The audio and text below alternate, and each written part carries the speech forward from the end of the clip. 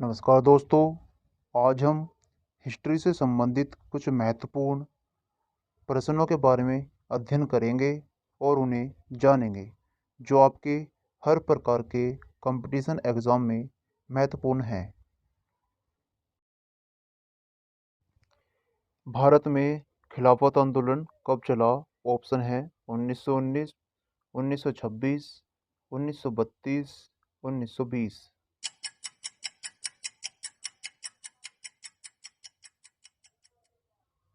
Option A 1919। आइए अब इससे संबंधित कुछ महत्वपूर्ण तथ्य पढ़ते हैं। भारत में सन 1919 में मुसलमानों द्वारा खिलाफत आंदोलन चला गया, जो 1924 तक चला। भारत के राष्ट्रपिता महात्मा गांधी का पहला राजनीतिक अभियान खिलाफत आंदोलन में भाग लेना ही था। गांधी जी का इस आंदोलन से जुड़ने का मुख्य कारण यह था कि वे भारतीय स्वतंत्र में मुस्लिम सहयोग को बढ़ावा देना चाहते थे।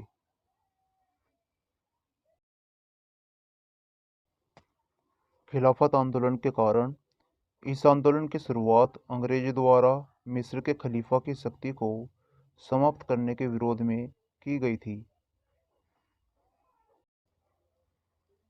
सन 1920 में गांधी जी ने इसे असहयोग आंदोलन से जोड़ दिया। बाद में ये दोनों आंदोलन जुड़वा आंदोलन कहलाए। खिलाफत आंदोलन की शुरुआत अली बंधुओं, शौकत अली और मोहम्मद अली ने की थी। मौलाना अब्दुल कलाम आज़ाद ने, अल हिलाल और मोहम्मद अली ने कामरेड समाचार पत्रों में इसका खूब प्रचार किया। इस आंदोलन का मुख्य उद्देश्य तुर्की खलीफा के पद को पुनः स्थापित करना था। वर्ष 1924 में कमाल पाशा के नेतृत्व में तुर्की में खलीफा के पद को समाप्त कर दिया गया और इसी के साथ खिलाफत आंदोलन भी समाप्त हो गया। खलीफा कौन थे? ऑप्शन है अंग्रेज, एक्टर, राजनीतिक और आध्यात्मिक गुरु, इनमें से कोई नहीं।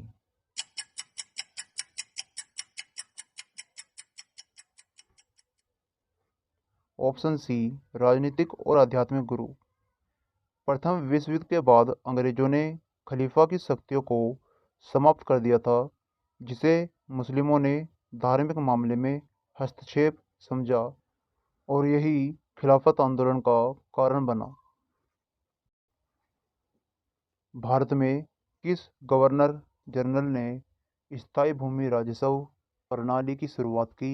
ऑप्शन है Lord Curzon, Lord Ripon, Lord पिल्टन, Lord Dalhousie.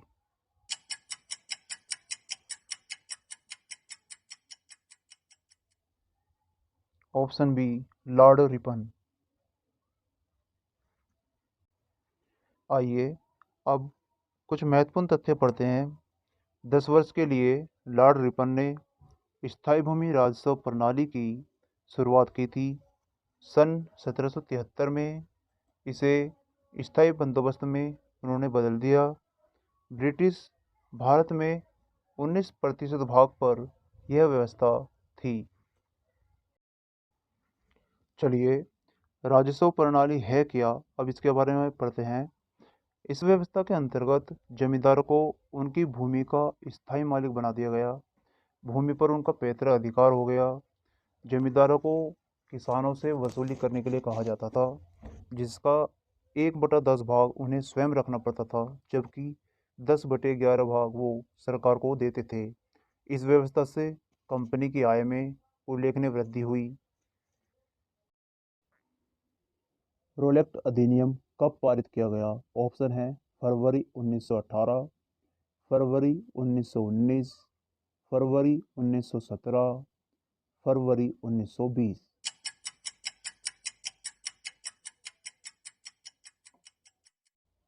Option A February 1918।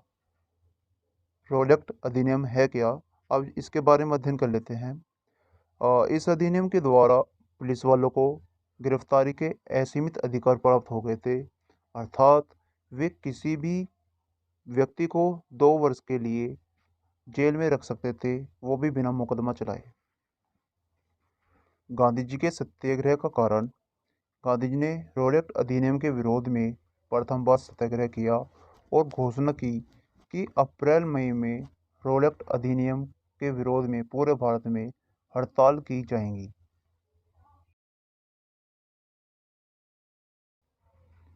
Home rule league की स्थापना कब हुई? ऑप्शन है 1925, 1916, 1920, 1912।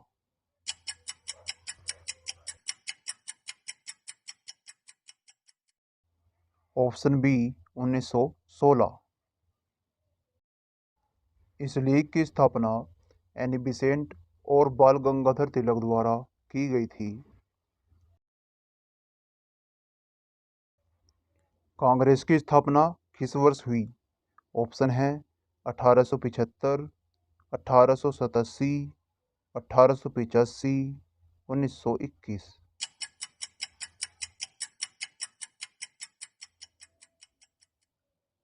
Option C 1885। इससे संबंधित कुछ महत्वपूर्ण तथ्य पढ़ते हैं। लॉर्ड डफरिन के कार्यकाल में इसकी स्थापना हुई। लॉर्ड डफरिन ने कांग्रेस को सूक्ष्म अल्पसंख्यक का नाम दिया। लाला लाजपत राय की मृत्यु कैसे हुई? ऑप्शन है बुखार से, सिर पर चोट लगने से, हार्ट अटैक से या गिरकर।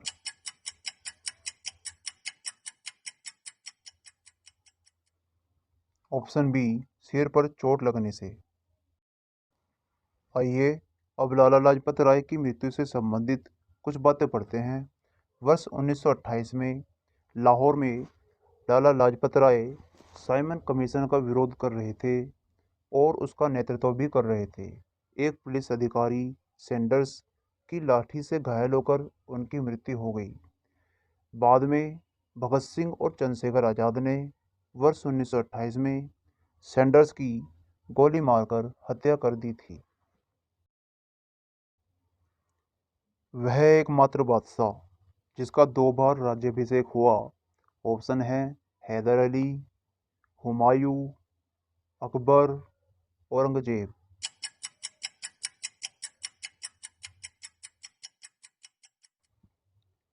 Option D Aurangzeb.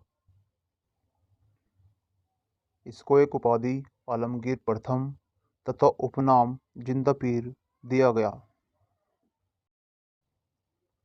जलियांवाला बाग हत्याकांड कब हुआ था?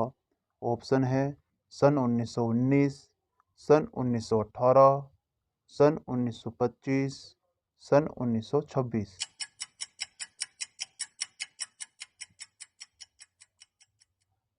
Option A sun 1919।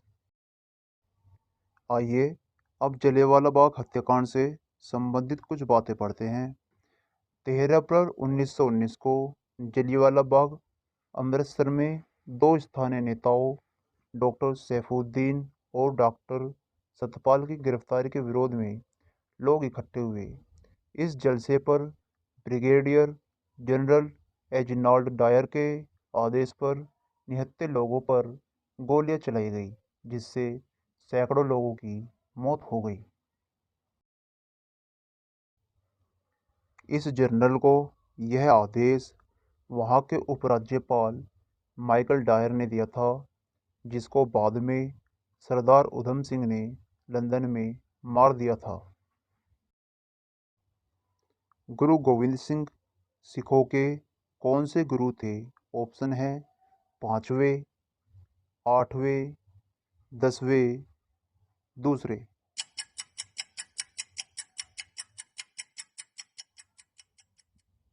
Option C 10वें। आइए गुरु गोविंद सिंह से जुड़ी कुछ बातें पढ़ते हैं। गुरु गोविंद सिंह का जन्म पटना में हुआ था और ये सिखों के 10वें और अंतिम गुरु थे। अपनी मृत्यु से पूर्व इन्होंने घोषणा कर दी थी कि उनकी मृत्यु के बाद कोई भी व्यक्ति सिखों का गुरु नहीं बन सकेगा। और धार्मिक ग्रंथ गुरु ग्रंथ साहिब को सिखों का गुरु घोषित कर दिया। दोस्तों, अगर ये वीडियो आपको अच्छी लगी है तो इसे लाइक कीजिए और चैनल को सब्सक्राइब कीजिए। धन्यवाद।